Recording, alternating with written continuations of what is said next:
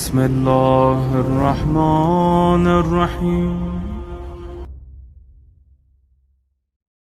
اعوذ باللہ من الشیطان الرجیم بسم اللہ الرحمن الرحیم الحمدللہ الذی جعلنا من المتوسکین بے ولایت امیر المومنین علیہ السلام۔ السلام علیکم یا علیہ السلام مدد۔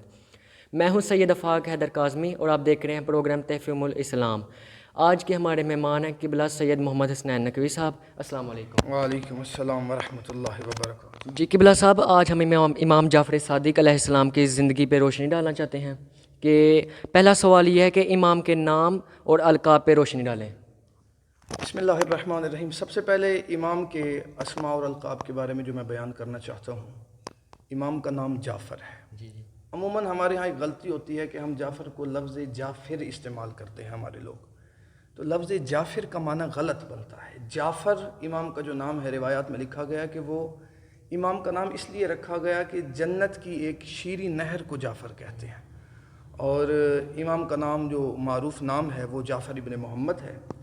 اور امام کے القابات جو رکھے گئے، خاص طور پہ جو پیغمبر اعظم نے اپنے دور میں امام کا لقب بتایا وہ صادق ہے، جو کہ امام کے نام کے ساتھ لگتا ہے، اور اس کے ساتھ صادق آل محمد، طاہر اور صابر بھی امام کا لقب ہے۔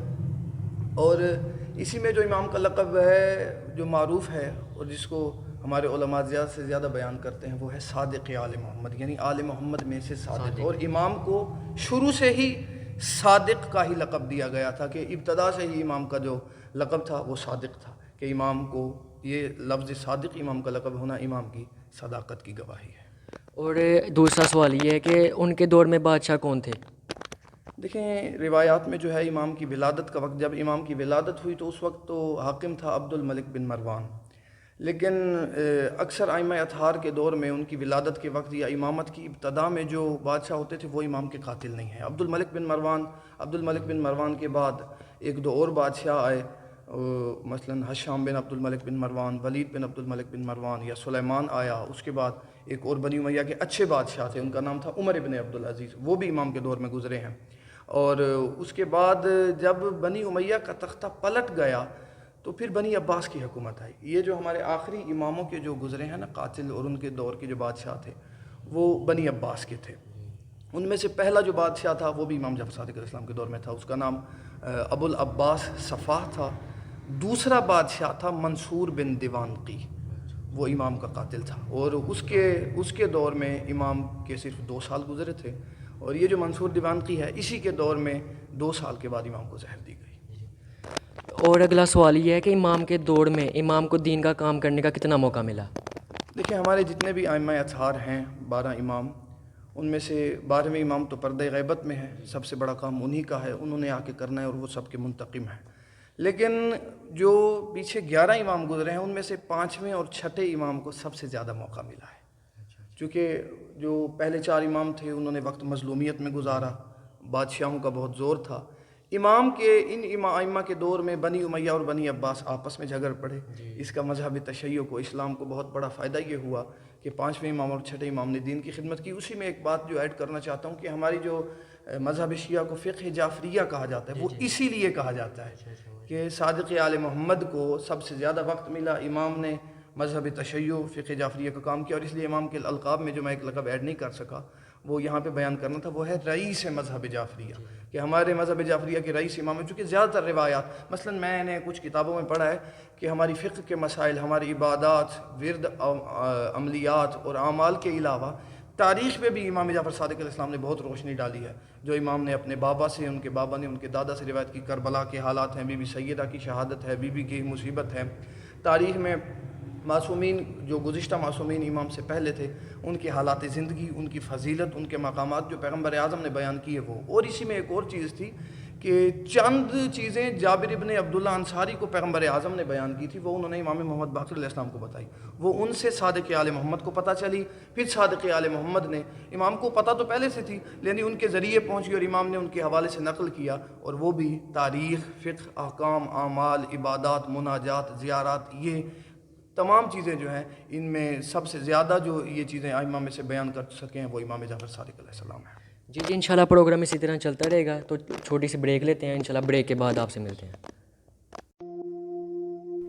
بسم اللہ الرحمن الرحیم اللهم صل على محمد وآل محمد.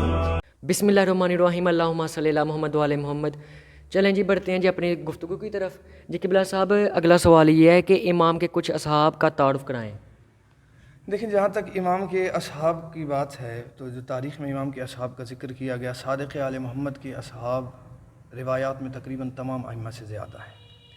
اور جو ہمارے بزرگ علماء نے کتب میں ائمہ اطہار کے اصحاب کی تعداد لکھی ہے تو ایک جگہ پر 4,500 اصحاب لکھے ہیں. اس میں سے صرف 4,000 یعنی صرف 500 باقی ائمہ کے ہیں اور انہی 4,500 میں سے 4,000 اصحاب امام جعفر صادق علیہ السلام کے ہیں. ان میں سے جن کا میں تعارف کرانا چاہتا ہوں مطلب کہ سب سے زیادہ جو سے اصحاب ہیں امام جعفر صادق علیہ السلام کے ہیں. جی سب سے زیادہ اصحاب امام کے ہیں. چونکہ میں جیسے کہ پچھلے سوال میں نے عرض کیا کہ امام کے دور میں امام کو موقع زیادہ ملا ہے تو امام نے اصحاب اور علماء بھی زیادہ پیدا کیے. ان میں سے جن کا تعارف کرانا چاہتا ہوں ایک ہیں جناب جابر بن حیان ترتوسی. ایک جگہ پہ ان کا نام توسی بھی لکھا گیا ایک جگہ پہ ترتوسی بھی لکھا گیا. تو ان کو امام الکیمیا کہا جاتا تھا کہ علم کیمیا میں بہت بڑے ماہر تھے وہ. تو انہوں نے امام جعفر صادق علیہ السلام سے کافی تعلیمات حاصل کی جو کہ سائنس کے حوالے سے تھی. یعنی سائنس کی جتنی بھی چیزیں ہیں وہ ان کی ابتدا جو ہے وہ امام کی انہی صحابی سے ہوئی ہے جابر بن حیان سے. مثلا آج کے دور میں ہمارے کالجز میں اسکول میں جو بایو کیمسٹری فزکس پڑھائی جاتی ہے اس میں جو پرانے علوم ہیں ان سب کی ابتدا جابر بن حیان نے امام جعفر صادق علیہ السلام سے حاصل کردہ علوم سے کی. اور امام کے ایک دوسرے صحابی جن کا ذکر کرنا چاہتا ہوں وہ ہیں ابان بن تغلب. امام کے اور بھی کافی صحابی ہیں زرارہ بن عیون ہیں ان کے علاوہ کافی اصحاب گزرے. تو یہ جو ابان بن تغلب ہیں یہ امام کے ان اصحاب میں سے ہیں کہ جن کے بارے میں کہا جاتا ہے کہ معصوم فرماتے ہیں ہمارے شیعوں کو فخر ہے کہ ہم آل محمد ان کے رہنما ہیں. ہم محمد و آل محمد کو فخر ہے کہ ابان بن تغلب ہمارا شیعہ ہے. تو ابان بن تغلب کے حوالے سے جو میں عرض کر رہا ہوں ان کے بارے میں ایک روایت ملتی ہے جو کہ بہت کم اصحاب کے بارے میں ہے. یعنی ائمہ کی زندگی میں ائمہ اطہار ہی ہمیشہ فتویٰ دیا کرتے تھے لیکن ابان بن تغلب کے بارے میں روایات میں ہے کہ معصوم جناب ابان بن تغلب کو فرماتے ہیں کہ اذهب الى المسجد وافت الناس. مسجد کی طرف جاؤ اور لوگوں کو فتویٰ دو. وہ بھی امام کی زندگی میں امام کی ظاہری یعنی امام غیبت میں نہیں تھے 12ویں امام تو غیبت میں امام غائب بھی نہیں تھے. امام کی ظاہری امامت میں ظاہری زندگی میں وہ امام کی موجودگی میں فتویٰ دے رہے ہیں. اور صاحب کتاب لکھتے ہیں کہ جناب ابان بن تغلب جب مسجد نبوی کے ممبر پر ہوتے تھے اور گفتگو کرتے تھے تو مسجد نبوی عوام الناس کے بہت بڑے اجتماع سے بھر جاتی تھی اور لوگ بڑے دور سے ابان بن تغلب سے علوم سیکھنے آتے تھے. اور یہ جناب ابان بن تغلب جو ہیں یہ امام کے بڑے معروف نیک اور امام کے جو یعنی اس دور کے بڑے علماء تھے ان اصحاب میں سے ہیں. جس طرح بھائی امام جعفر صادق علیہ السلام کی شہادت کے عام گزرے ہیں تو اسی کے ریلیٹڈ ایک سوال ہے کہ امام کی مصیبت اور مظلومیت بیان کریں. دیکھیں امام کی مظلومیت اور مصیبت کے حوالے سے جو عرض کیا جائے اول تو معصومین کی جس معصوم کی بھی مصیبت بیان کی جائے بیان کرنا کم ہے مصیبت زیادہ ہے. تو امام کی اپنی مصیبت کے علاوہ امام نے باقاعدہ مصیبت کے علاوہ مصیبت کا ثواب کتنی مصیبتیں بڑوں پہ آئی بزرگان پہ یعنی امام کے جو آباء و اجداد پہ مصیبت آئی وہ امام نے بیان کی ہے. تو اس میں سے امام کی آیا گیا تھا تو وہ امام کو قتل کرنے کے لیے آیا. وہ یعنی اس نے منصور دیوانکی نے رکھا ہوا تھا کہ تم امام کو جا کے قتل کرو. جب وہ قتل کرنے آیا تو امام کو قتل کرنے لگا تو امام کے سامنے پیغمبر اعظم کی تصویر آئی اور پیغمبر نے فرمایا کیا قصور ہے میرے جعفر صادق کا.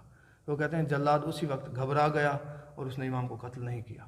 اور جیسے ہم بی بی سیدہ سلام اللہ علیہ کے دروازے پہ آگ لگنا پڑتے ہیں شام غریباں جو بیویوں کے خیموں پہ آگ لگی اسی طرح امام جعفر صادق علیہ السلام کے گھر کو بھی آگ لگائی گئی.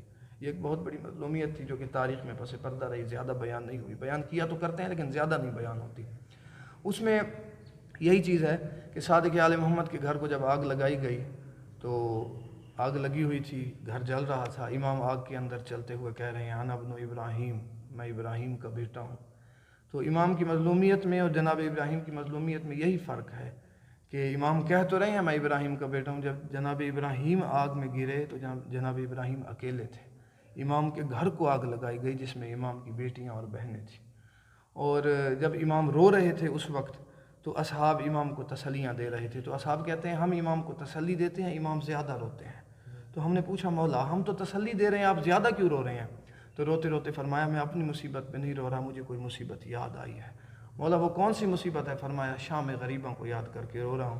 جب میری دادیوں کے خیام کو آگ لگی اور کوئی بجھانے والا نہ تھا, تم تو مجھے تسلیاں دے رہے ہو, آگ بجھانے کی کوشش کر رہے ہو, خیام کو جب آگ لگی تو کسی نے بجھانے کی کوشش نہیں کی.